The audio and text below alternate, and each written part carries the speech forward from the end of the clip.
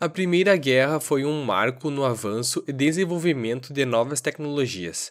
Os países e impérios da época queriam obter mais colônias e territórios na Ásia e na África, e para isso era necessário mobilizar todo um contingente de pessoas, seja para levar a campo de batalha, seja para pesquisas no ramo da ciência e tecnologia.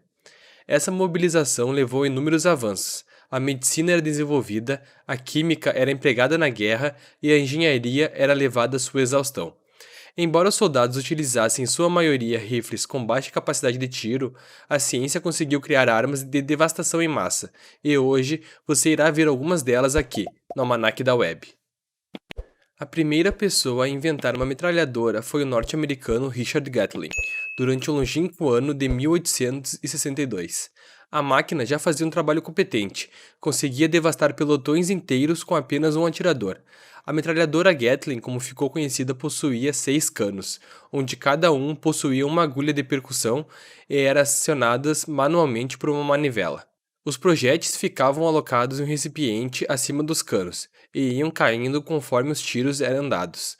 A capacidade de uma arma destas era de 200 tiros por minuto. Entretanto, na Primeira Guerra Mundial, outra metralhadora foi utilizada, a metralhadora Vickers, um aprimoramento da sua antecessora direta, a Maxim. O britânico Hiram Maxim inventou na década de 1890 a metralhadora automática, com apenas um cano. A metralhadora Maxim, como ficou conhecida, disparava um projétil e o coice do tiro engatilhava o próximo. Esse sistema era bem mais eficaz que a metralhadora Gatling, pois conseguia atirar até 400 tiros por minuto. Os aprimoramentos foram feitos até que em 1912 surgiu a Vickers, a estrela britânica na guerra. Diferentes países possuíam o mesmo tipo de metralhadora, todas diferentes, mas baseadas no mesmo sistema que Hiram Maxim havia desenvolvido para as forças britânicas. Estas armas foram as maiores culpadas, se é que podemos culpar um objeto, pelas quase 17 milhões de mortos entre soldados e civis. O lança-chamas moderno foi criado pelo alemão Richard Fiedler, em meados de 1900. O aparelho portátil consistia em um único cilindro de 1 metro de altura, dividido entre um gás pressurizado na parte inferior e um óleo inflamável na parte superior. Ao acionar o dispositivo, o gás empurrava o óleo para sair pelo cano do aparelho e este óleo passava por um dispositivo de ignição. A arma tinha alcance de até 18 metros, com uma autonomia de 2 minutos de uso contínuo. O exército alemão foi o que acabou por fazer uso mais vezes deste aparelho, mas ele tinha uma fraqueza clara. Como seu alcance era bem mais curto, o operador da máquina tinha que chegar mais perto da trincheira para fazer um dano considerável em seus inimigos. Por isso, o operador contava com uma equipe a seu redor para ajudar em sua proteção. O exército do Império Britânico e Francês realizaram um breve uso do lança-chamas, mas optaram por não dar continuidade devido à exposição do soldado que o operava. Uma coisa era certa: caso o lança-chamas chegasse perto da trincheira, o dano causado seria imenso. Cheiro de carne humana queimada, homens mortos e um desespero total instalado no local. Esta arma apareceu ainda em menor escala na Segunda Guerra Mundial, onde os Estados Unidos utilizaram contra os japoneses na Guerra do Pacífico. O principal objetivo era tirá-los dos lugares abaixo da terra nos quais se escondiam. O problema da exposição também foi resolvido aqui. Adaptaram o tanque M4 Sherman e acoplaram nele o lança-chamas, tirando a exposição do operador.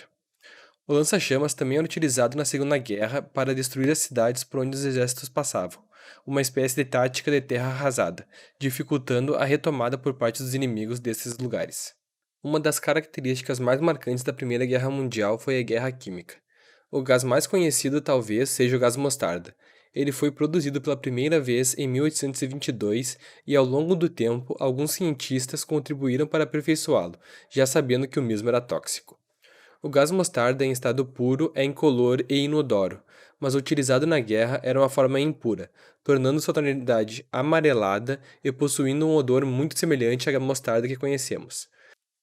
A Alemanha foi o primeiro país a conseguir produzir o gás mostarda em escala industrial, e assim levá-lo para confrontar seus inimigos. Ao utilizar a primeira vez na Batalha de Ypres, a Alemanha foi acusada de covardia, pois isso rebaixava a moral do combate.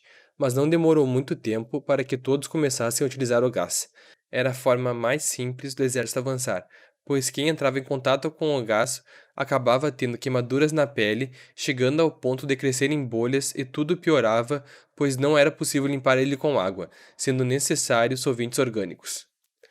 O gás mostarda poderia causar ainda cegueira temporária e afetar o sistema respiratório dos soldados. Mas ao falar de problemas respiratórios, devo ressaltar outro gás utilizado, o gás cloro. Quando inalado, ele causa irritação e pode levar a vítima a desenvolver pneumonia e edema pulmonar, levando-a a óbito. As armas químicas foram utilizadas em confrontos posteriores, como na Segunda Guerra e também na Guerra do Vietnã, mas hoje elas são proibidas, embora façam-se presentes em alguns conflitos menores e de maneira ilegal.